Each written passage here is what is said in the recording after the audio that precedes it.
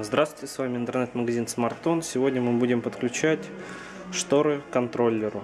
Для этого нам потребуется сенсорный выключатель, в данном случае одноканальный, там у нас установлен двухканальный. Мы будем подключать двухканальный на две шторы.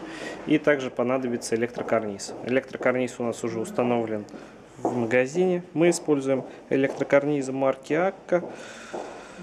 Вот. Они подключены у нас к сенсорному выключателю. Для того, чтобы подключить сенсорный выключатель к контроллеру, нам понадобится программное обеспечение iTone и сам контроллер. После подключения мы заходим в раздел «Система», далее в раздел «Шторы», устанавливаем имя шторы, ну, например, в данном случае «Штора».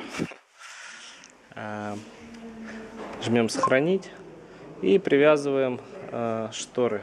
В данном случае у нас, так как питание подключено, мы можем управлять как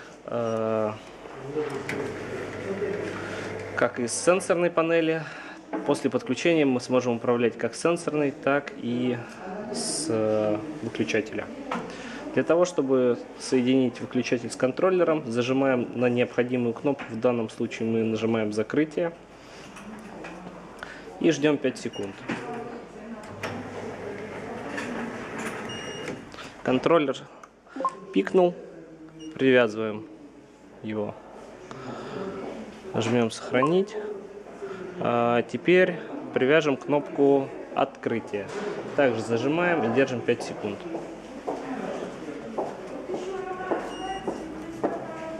Тут выбираем «Закрыть». Все, жмем «Сохранить», чтобы остановить момент движения.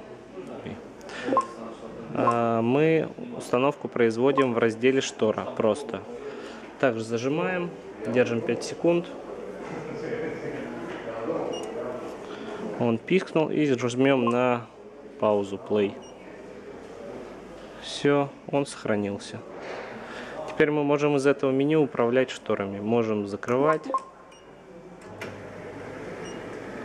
останавливать и открывать.